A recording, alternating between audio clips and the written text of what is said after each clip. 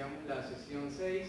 Somos estudiantes de octavo semestre de la Universidad de Guayaquil, de la carrera de Ingeniería en Marketing y Negociación Comercial.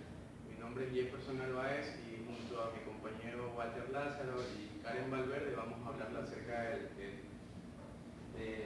entorno político, ¿no? Es una preocupación esencial. Este es un tema de gran preocupación y muy importante y esencial. Al momento de lanzar un negocio o una empresa a un país extranjero, todo profesional de marketing debe tener conocimiento sólido acerca del tema, incluso antes de iniciar negociaciones en el país destino. Una soberanía nacional es independiente y está libre de todo control externo. Por ende, una empresa que se encuentre en el extranjero debe esforzarse para que su producto o el servicio que esté brindando en tal país sea agradable o aceptable para la política de tal país. De lo contrario, la empresa estaría sujeta a diversos tipos de abusos políticos.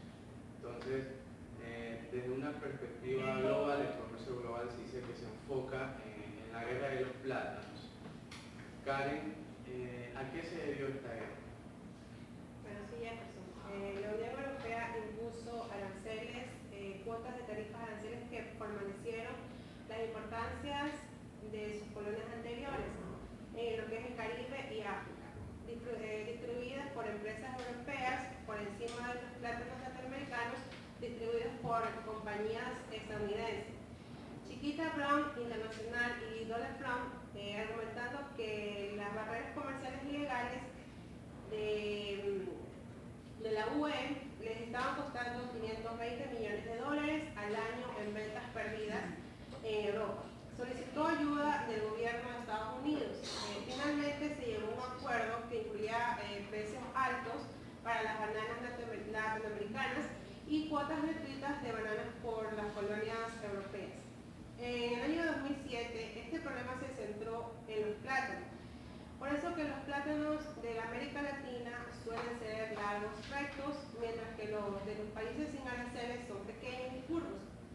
Debido a que estos no son de preferencia de los embarcadores ni menoristas, que no prefieren los bananos de las colonias anteriores. La Comisión Europea adoptó nuevas regularizaciones que describían que los bananos no debían ser de una curva anormal, ya que así los productores de los plátanos más hackeados amenazaron con incumplir con la totalidad del acuerdo, ya que dice que en el año 2009, después de las reuniones aeronáuticas entre todas las organizaciones de Ginebra, se cambió la prohibición de los bananos que tuvieron por 16 años. La Unión Europea redujo aranceles de los bananos en Europa y en América Latina, ya que los distribuidores de compañías estadounidenses se quedaron con él. A continuación le mostramos lo que es un video de cómo fue en sí la guerra de las bananas.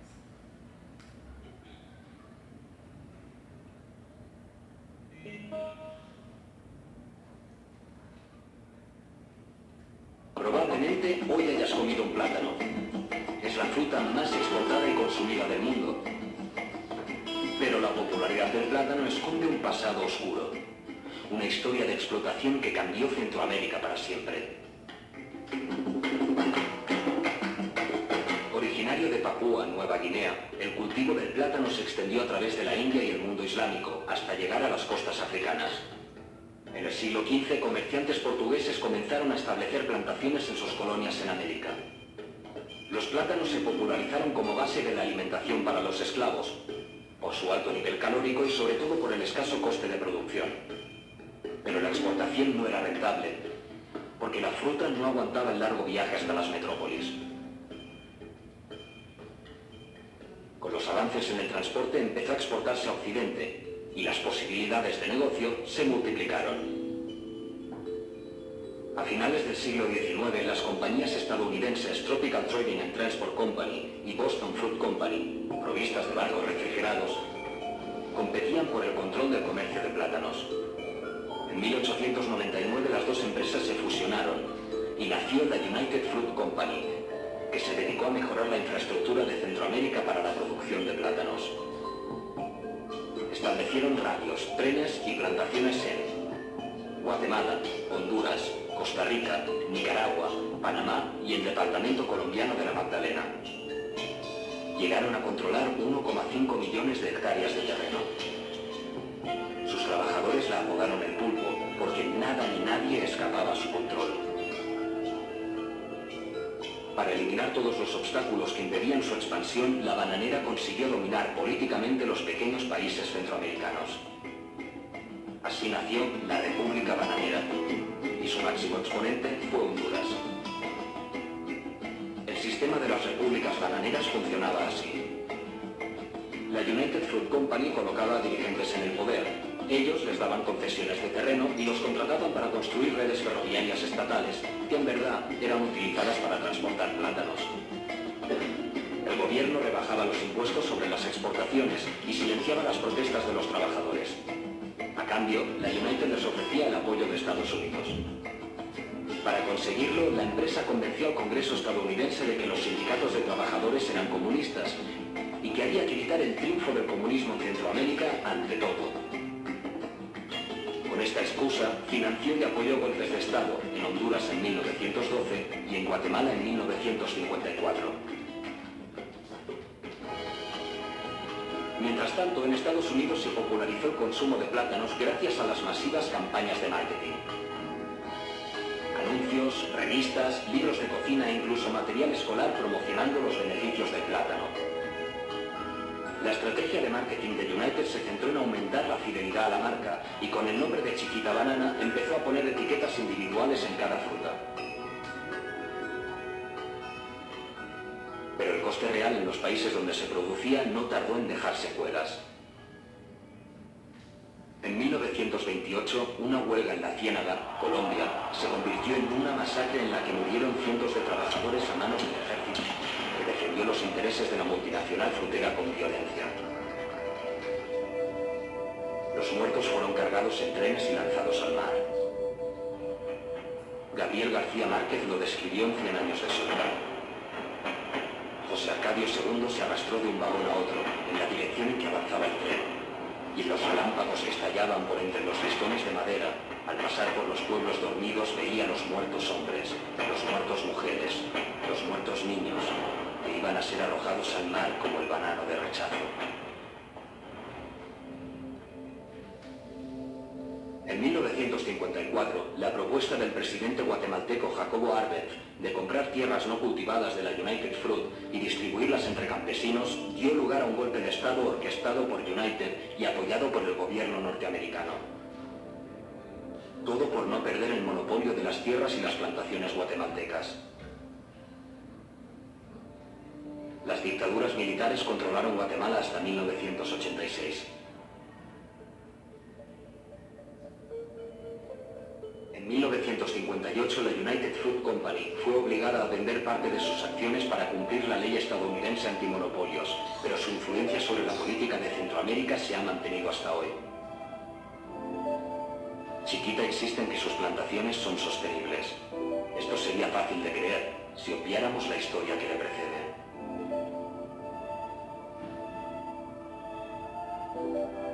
La compañía Frutera Incorporation se reservó lo más jugoso. La costa central de mi tierra, la dulce cintura de América.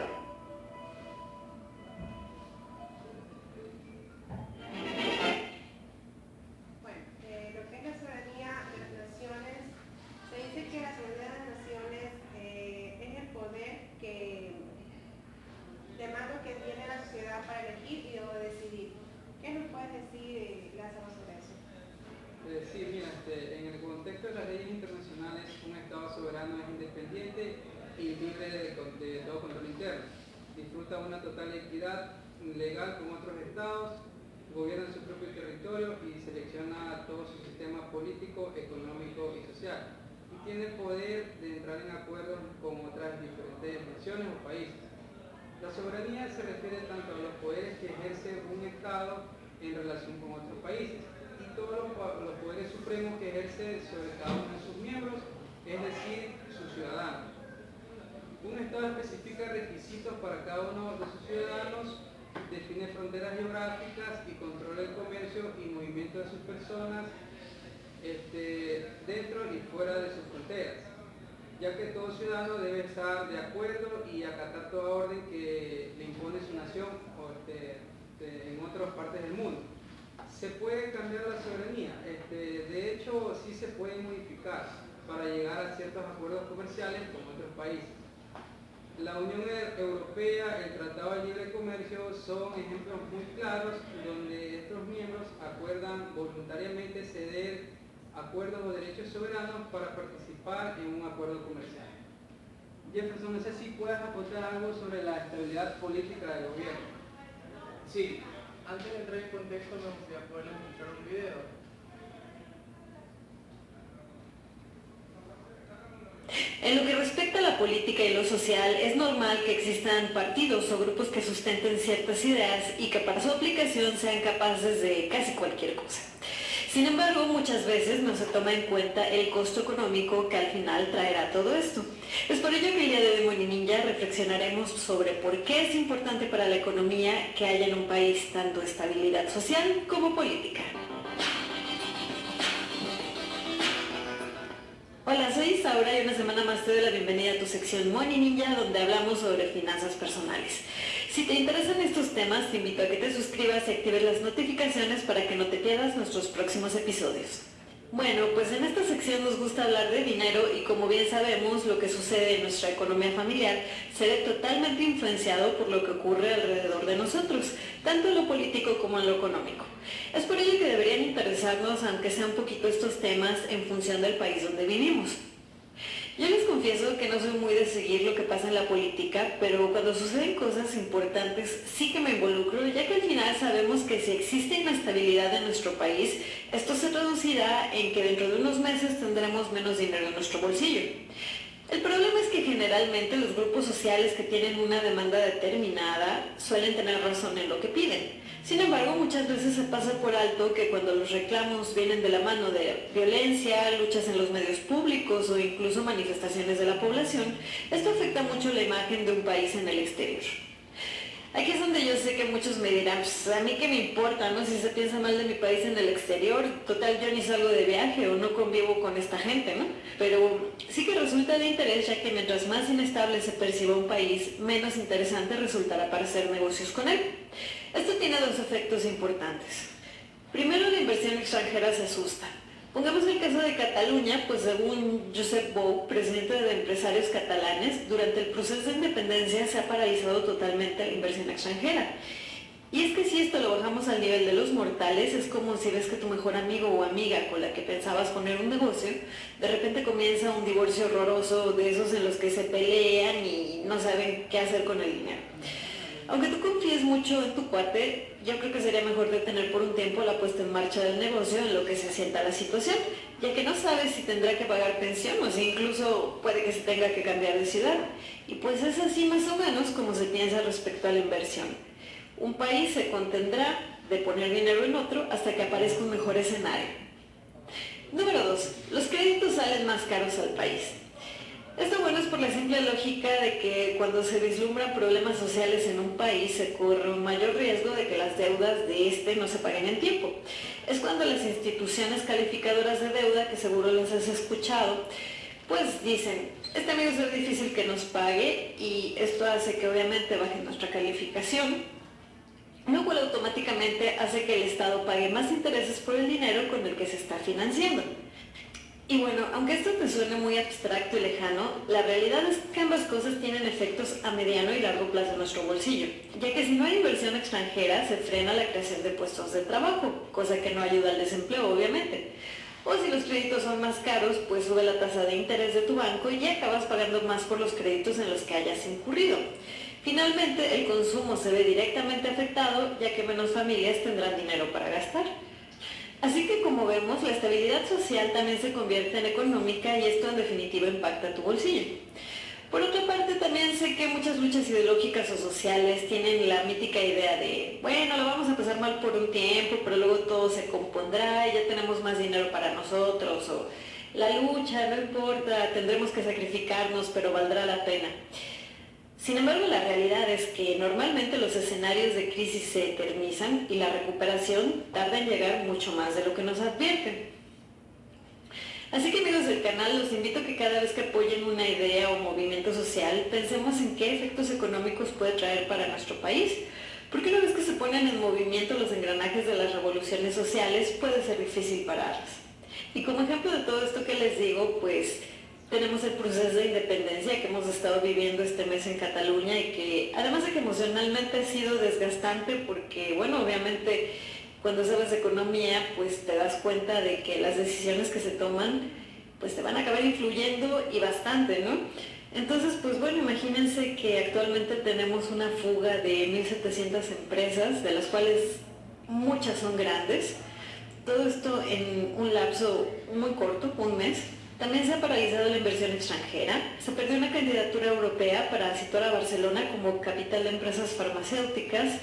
Y bueno, también finalmente lo más visible es que ha habido bastantes bajas en términos de ocupación hotelera y demanda de entretenimiento. Todo esto al final puede hacer bajar el Producto Interno Bruto de la autonomía, que me refiero a Cataluña, hasta en un 30%. Así que imagínense qué desastre a nivel económico. De manera que, bueno, el aprendizaje que me ha dejado todo esto es que antes de darle nuestro voto a un partido que pues es idealista o antes de involucrarnos en movimientos sociales o hasta algo tan sencillo como apoyar un hashtag en Twitter o Facebook, la verdad que lo pensemos bien. No sea que le estemos dando razones a un grupo de personas para llevarnos a la incertidumbre económica o incluso pues esto puede poner en peligro nuestro patrimonio a la larga. Sobre todo mucho ojito porque pues como sabemos el siguiente año en México, que bueno, la mayor parte de la gente que me ve es de ahí, pues ya se vislumbra la tragicomedia de partidos y candidatos desde ahora. Así que de verdad los quiero invitar a la reflexión, que piensen mucho a quién apoyan y ya viéndolo, si esto lo extrapolamos a nuestra vida familiar, a la vida del día a día, pues que pensemos si tal persona realmente nos va a acercar o alejar de nuestros objetivos personales. Y bueno, pues hasta aquí la reflexión de hoy. Como siempre te agradezco la visita, te invito a que nos regales un like. No sé. Si bien es cierto, el clima político ideal para una empresa multinacional es un gobierno políticamente estable y amistoso. Por desgracia, no todos los gobiernos son de esta manera. Y si hay un gobierno con estas características, amistable y estable, entonces no hay garantía de que ese gobierno se mantenga así por mucho tiempo. Hay factores como por ejemplo los cambios radicales en la filosofía gubernamental cuando un partido de la oposición asciende al poder, las presiones de grupos nacionalistas y de intereses propios, las condiciones económicas debilitadas y la discriminación en contra de las inversiones extranjeras y bueno, diferentes conflictos entre gobiernos son cuestiones que en su totalidad pueden afectar la estabilidad de un país. Un ejemplo palpable de esto sucede con la región de África Central, en donde las luchas étnicas han involucrado a más de 7 naciones. Entonces, así África se encuentra atrapada en un círculo social. Para que sus naciones prosperen necesitan la inversión extranjera, pero los inversionistas desconfían en países inestables. Un estudio reciente del Banco Mundial mostró que las 47 naciones de África estaban atrayendo menos de 2.000 millones de dólares en inversión extranjera directa, cerca de una décima parte de lo que atraen países en vías de desarrollo como por ejemplo México. Muchas veces la inestabilidad, Karen, de un país lo provocan los partidos políticos. ¿Qué hay de cierto en esto? Claro, en lo que es partido político, el desarrollo político de los países, debido a las preferencias en conflicto entre diferentes gobiernos, se crea el entorno incorrecto para hacer negocios que se reducen las inversiones nacionales y extranjeras. Un empresario o inversionista mundial debe comprender todos los aspectos del mundo político para que puedan conocer adecuadamente el entorno político. Cambios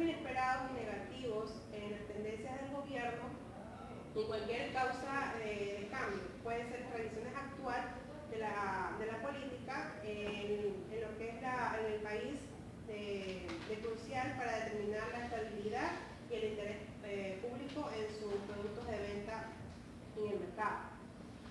En los países en los que existen dos partidos políticos poderosos que se suceden el uno al otro en el control de gobierno, es importante saber las direcciones probables que tomará cada partido.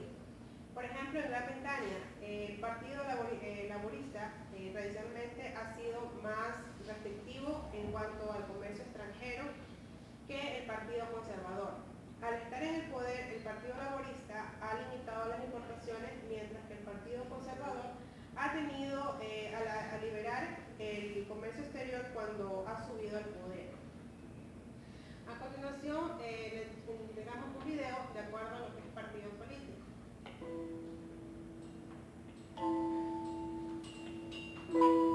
Los partidos políticos son una organización social en donde sus integrantes comparten las mismas ideologías partidistas y que persiguen el mismo fin, que trabajan conjuntamente miembros activos y simpatizantes de acuerdo a sus estatutos establecidos en su acta constitutiva, para así buscar el desarrollo pleno de la sociedad en sus diferentes ámbitos, político, económico, social y cultural.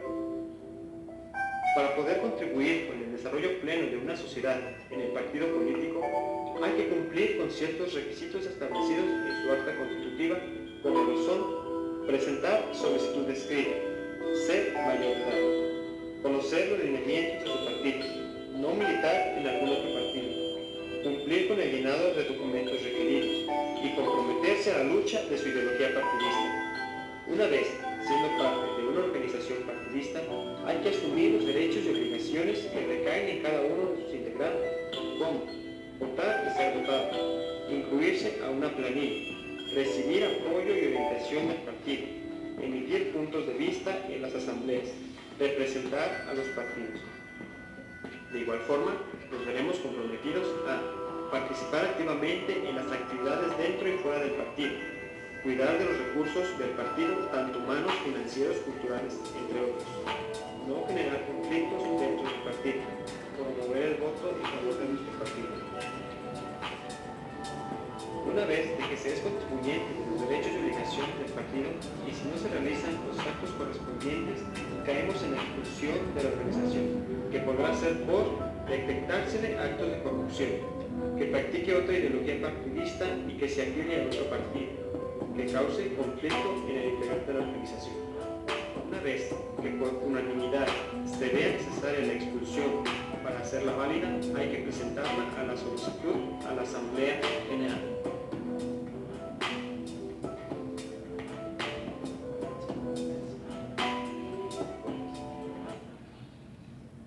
Se dice lo que es nacionalismo, es uno que expresa en lo que político logrando un desarrollo económico autosuficiente.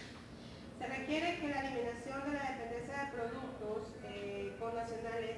Es bastante curioso que todos los países tengan algún sector que es capaz de impedir que los productos extranjeros se introduzcan a lo que es nacional.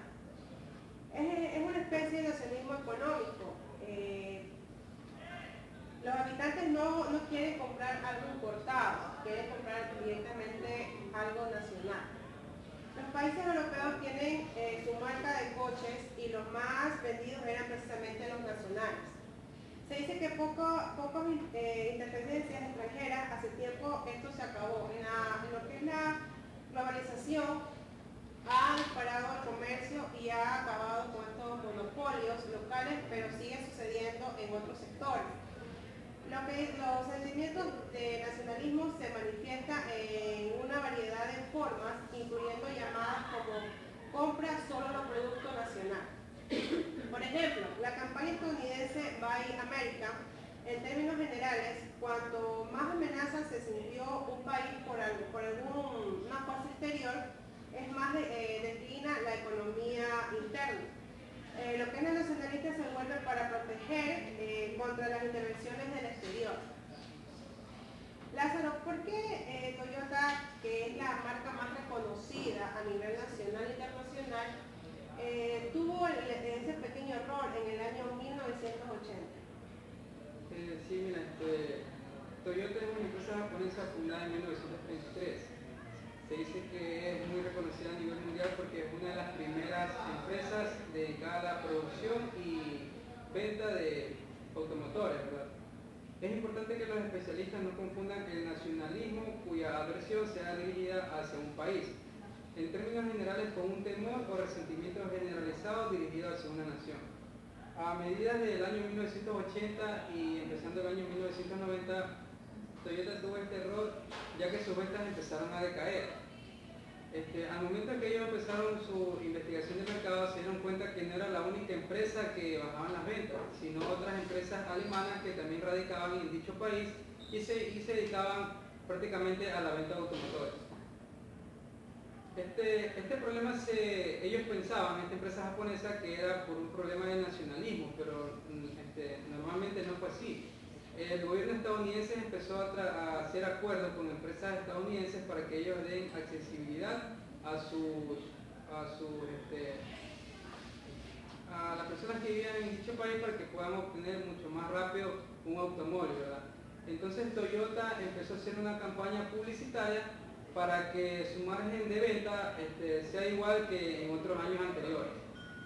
Dicho sea el paso, esto también habla de lo que es las disputas políticas que suelen ser entre una empresa nacional o una empresa nacional y extranjera.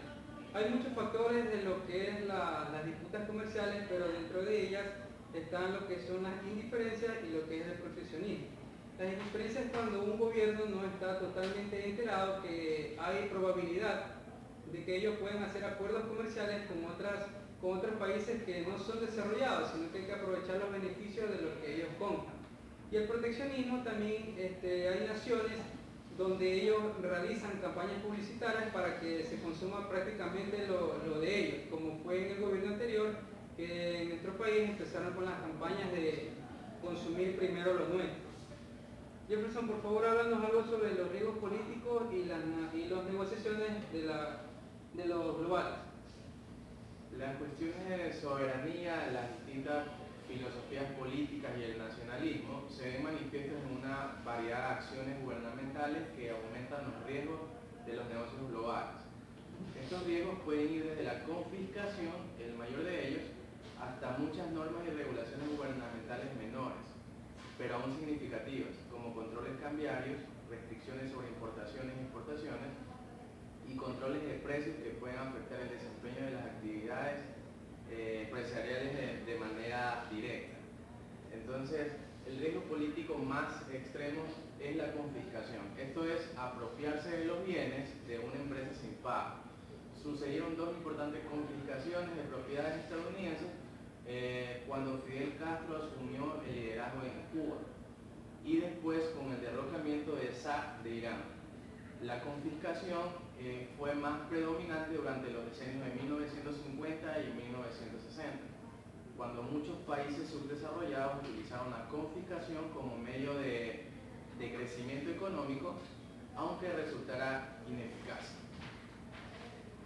Karen, aun cuando la expropiación y la confiscación están desapareciendo como riesgo de hacer negocios en el extranjero, las compañías internacionales siguen viéndose confrontadas por una variedad de contingencias económicas. ¿Cuáles serían estos riesgos económicos? Bueno, sí, tenemos 5 riesgos económicos. Serían los controles cambiarios, las leyes de contenido local, las restricciones de importación, controles fiscales, controles de precio y problemas laborales. Tenemos aquí lo que es un video de... Me encantan los encargos de personas que quieren espiar los teléfonos móviles de sus parejas o de algún directivo de alguna empresa. Inspecciono el correo corporativo de su propietario, copio la información que tiene almacenada, reviso las claves almacenadas en los cachés e incluso sus fotos personales, con lo sencillo que sería utilizar una clave de acceso y cifrar los dispositivos. Cuando llego a un hotel, pongo en marcha una wifi pirata para ver a quién cazo. No tardo en recibir conexiones de directivos y empleados. Así, capturo toda la información que transmiten, personal y profesional. Seguro que no saben lo peligroso que puede ser conectarse a wifis desconocidas. Quizás algún día se den cuenta y se me cabe el chollo, pero mientras tanto... Otra de las cosas que me fascina es cuando me encargan robar información confidencial de empresas, llamar por teléfono a algún empleado y hacerme pasar por técnico de informática de la compañía. A veces el incauto me da su usuario y su contraseña y me deja el control del equipo mientras se baja a tomar un café. ¿Nadie les ha enseñado que las claves son personales e intransferibles? ¿Y si os cuento que hay personas que piensan que su nombre, seguido de su fecha de nacimiento, es difícil de adivinar? Otras creen que 6 letras consecutivas en el teclado es una buena opción como clave. Si supiesen que tengo herramientas para probar miles de contraseñas por segundo, supongo que aprenderían a utilizar claves largas y que incluyan minúsculas, mayúsculas, símbolos y números. Internet es un lugar genial para nosotros los ciberdelincuentes, con los usuarios imprudentes o temerarios, de empresas que no se preocupan de su seguridad o que ni siquiera se les pasa por la cabeza aplicar medidas. Que sigan así, nos estamos haciendo ricos a su costa.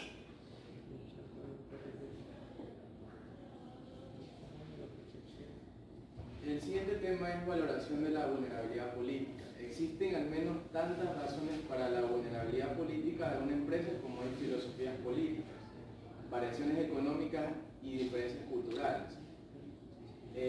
Algunas compañías parecen ser políticamente vulnerables que otras en cuanto a que reciben una atención especial por parte del gobierno.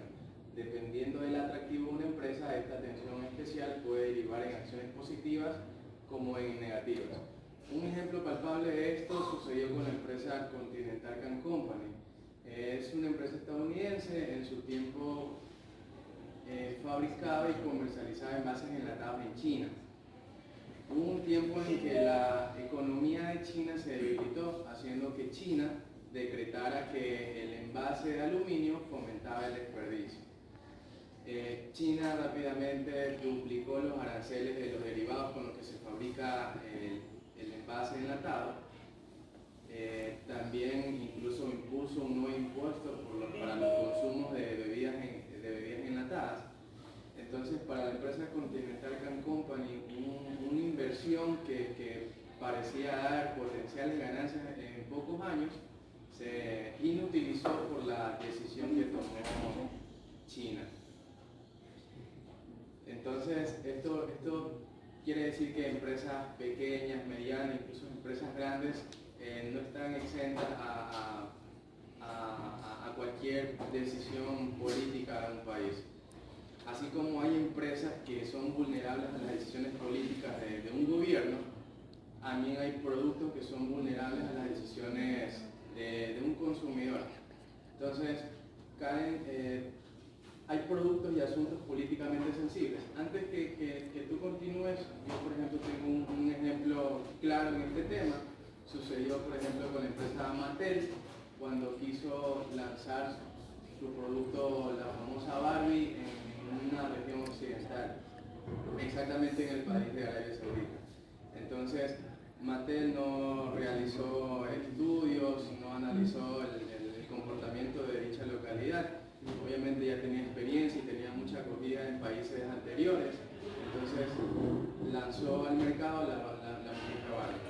Rápidamente tuvo muchas críticas la muñeca Barbie en ese lanzamiento, y bueno, rápidamente Mattel tuvo que sacar la muñeca Barbie del mercado, y posteriores meses volvió a lanzar ya la muñeca Barbie, pero con una ropa diferente, con características adecuadas al comportamiento de Arabia Saudita. Por ejemplo, con un mantel, o sea, ya la muñeca Barbie toda cubierta, incluso características, por ejemplo, como el busto, fueron reducidas porque no era adecuado para Arabia Saudita. Entonces, de pronto nos ayudas como otro ejemplo de productos y asuntos políticamente sensibles.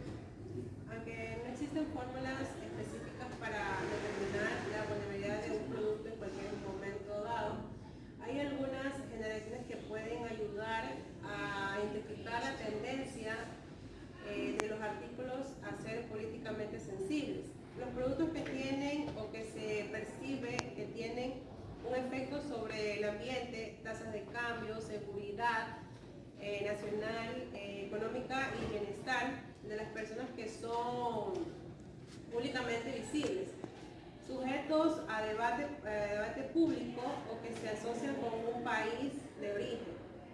Frecuentemente la salud es un tema de debate público y de lo que los productos que afectan o que se ven afectados por temas de salud pueden ser sensibles en cuanto a las preocupaciones políticas.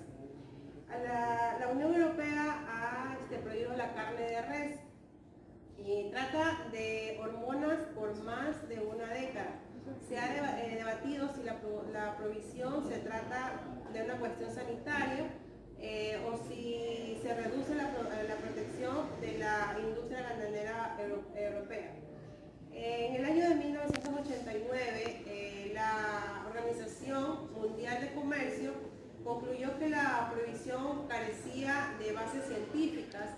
Aún así, Europa todavía no había levantado la prohibición. Se dice que los pronósticos de riesgo político, la evolución del riesgo es un intento por pronosticar la inestabilidad política a fin de ayudar a la administración a identificar y valorar los sucesos políticos y su influencia policial sobre las decisiones empresariales internacionales actualmente y futuras. Posiblemente el máximo riesgo para el comerciante internacional es la amenaza de que el gobierno realmente se colapse. Lo que provocaría es el caos en las calles y en lo que es el mercado. Tenemos lo que es un video de la vulnerabilidad de la política.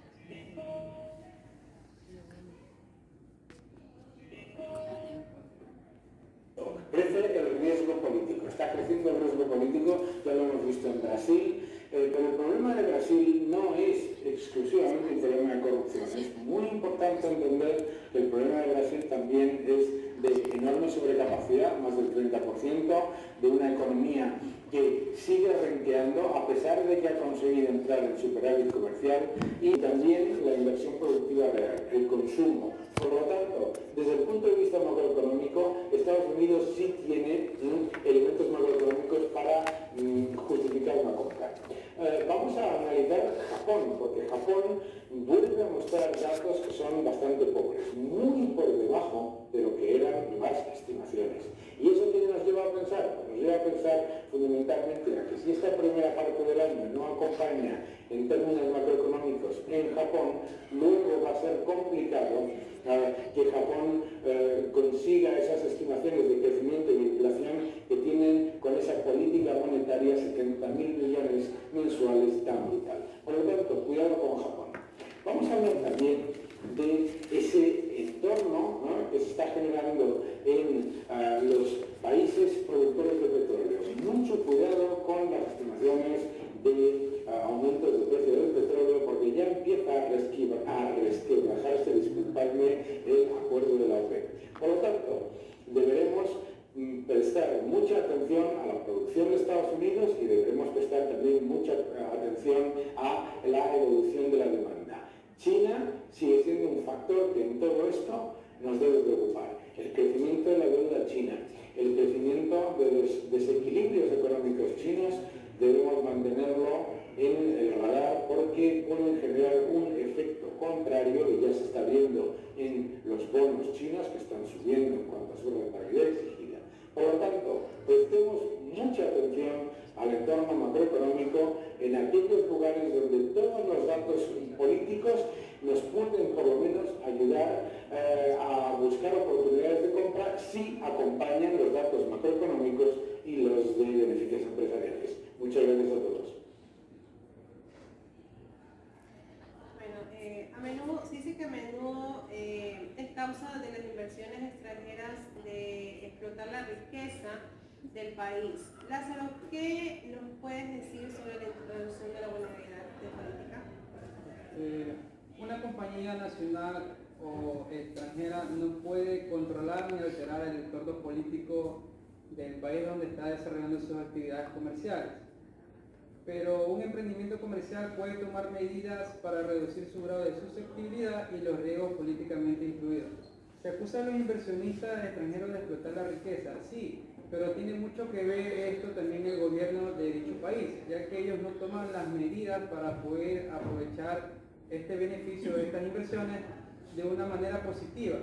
Pero hay que recalcar que estas inversiones también ayudan mucho al país, ya que estos inversionistas traen nuevas tecnologías al país, hacen el consumo de productos nacionales, me refiero a sus proveedores, y sobre todo genera mucho trabajo para este país, ¿no? ¿Podrías hablarnos, Jefferson, algo sobre la expansión de la base de inversión? Sí, esta es incluso una de las estrategias que son más utilizadas por muchos países para así evitar un abuso político. Incluir una diversidad de inversionistas y bancos en el financiamiento en el país anfitrión es otra estrategia. Esta estrategia tiene la ventaja de contar con la colaboración de los bancos siempre que se amenace cualquier tipo de apoderamiento o acoso por parte del gobierno. Este método se vuelve particularmente poderoso si los bancos han realizado préstamos al país anfitrión. Si el gobierno amenaza con expropiar o llevar a cabo cualquier otro tipo de apoderamiento, el banco financiador tendrá un poder sustancial frente al gobierno. Y así otra estrategia que también es muy utilizada es la concesión de licencias. Una estrategia que algunas empresas han descubierto que elimina casi la totalidad del riesgo es otorgar licencias para el uso de tecnología mediante el pago de honorarios. La concesión de licencias puede ser eficaz en situaciones en las que la tecnología sea singular y el riesgo elevado. Por supuesto, se asume cierta cantidad de riesgo ya que el licenciatario puede negarse a pagar las cuotas requeridas mientras sigue utilizando la tecnología. Entonces, otra estrategia es la nacionalización planificada. Karen, ¿puedes reforzarnos acerca de esta estrategia? Sí, Jefferson. La nacionalización planificada puede ser lucrativa y operacionalmente conveniente para el inversionista extranjero. En esencia, la nacionalidad planificada es el proceso gradual de participar con los socios nacionales en cada fase de las operaciones de la empresa. Hablamos también de lo que es la política de negocio. La negociación política es una herramienta fundamental de la democracia. Es el medio comunicacional que utilizan las personas para lograr una decisión consecutiva con la relación de un tema político que nos ocupa. Sin embargo, para poder lograr una negociación eficaz cuyo resultado proteja, consolide y preserve las relaciones de las personas, es necesario tener presente que una negociación no debe pensarse como una confrontación directa. Las personas no se enfrentan, más bien enfrentamos los problemas. Por ejemplo, el otro lado del Pacífico, en alguna ocasión Toyota consideró elevar los precios de sus automóviles en el mercado estadounidense para ayudar a sus afligidos competidores de Estados Unidos, ya que en el pasado el gobierno japonés ha establecido cuotas sobre exportaciones automotrices ante los problemas de las armadoras estadounidenses. Y frente a la creencia crítica de Estados Unidos y Europa, China ha acordado establecer cuotas sobre sus exportaciones de textiles, además de iniciar la libre explotación de su moneda. Tenemos lo que es un video directamente lo lo que es la política de negociación.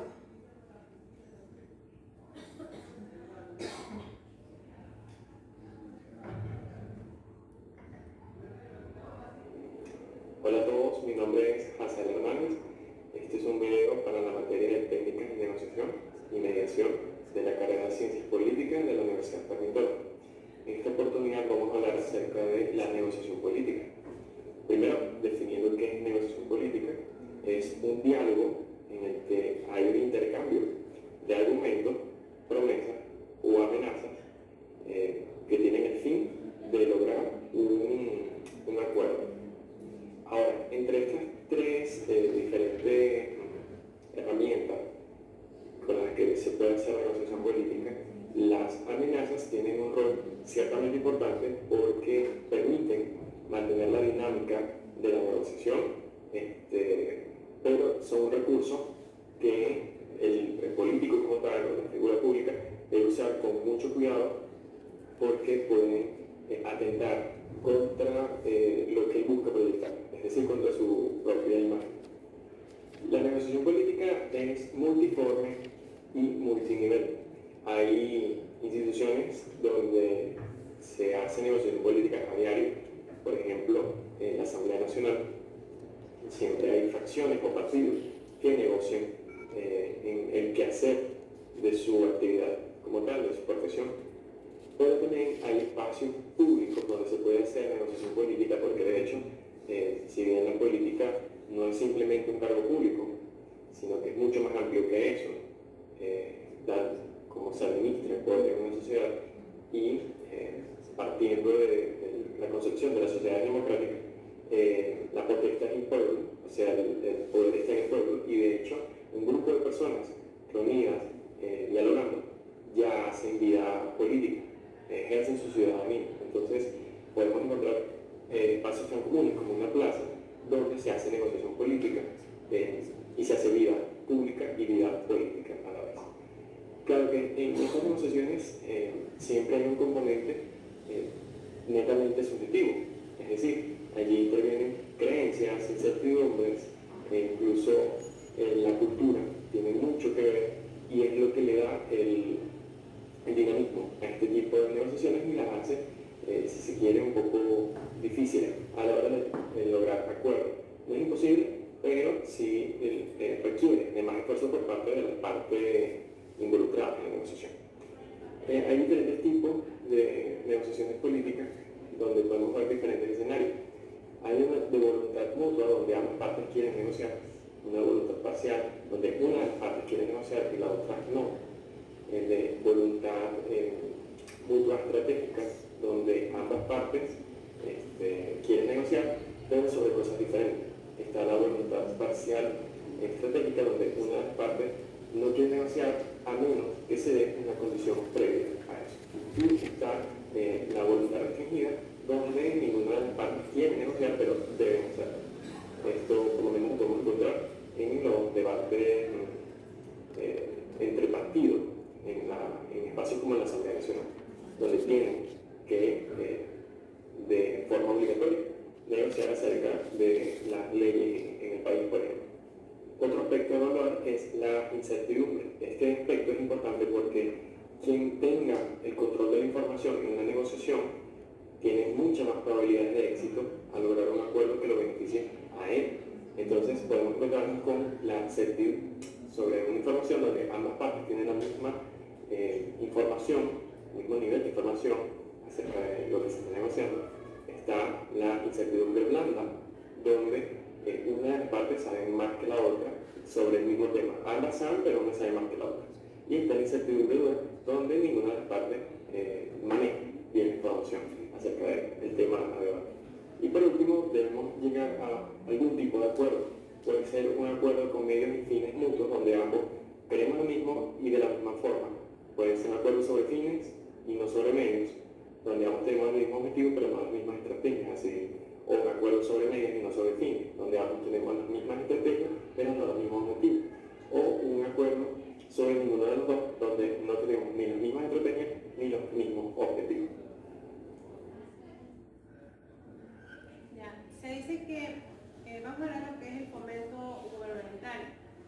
Lázaro, coméntanos si es verdad que el soborno representa problemas para lo que es responsable de marketing tanto a nivel nacional como al extranjero.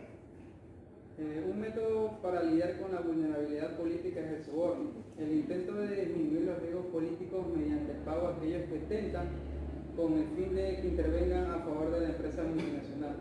Esta elección es algo que no recomendamos de manera alguna, no obstante, es posible que los competidores se asemejen o se acerquen hacia ese método. Es posible recomendarlos que estén atentos a cualquier situación parecida a esto. Afecta al encargado de marketing a nivel nacional o internacional, no solamente al encargado de marketing, sino que puede afectar a un gerente o por último a una empresa en general, ya que el soborno genera beneficios a corto plazo, pero a la larga genera muchos problemas. El fomento gubernamental. Los gobiernos, tanto de Estados Unidos como los otros países, alimentan y desalimentan las inversiones extranjeras a su mismo tiempo. De hecho, dentro de un mismo país, las empresas foráneas pueden ser víctimas del acoso políticamente inducido, mientras que es posible que se coloque otras abajo la protección y trato preferencial del gobierno. La diferencia se encuentra en la evaluación de la contribución de las campañas en los intereses nacionales. La razón más importante para fomentar esta inversión extranjera es acelerar el desarrollo y la economía de un país. Un creciente sinnúmero de países está alentando estas inversiones, con pautas específicas y dirigidas hacia metas económicas. Es posible que se espere que las corporaciones multinacionales creen empleo, trasladen tecnología, generen venta de exportación y estimulen el crecimiento y desarrollo de la industria local.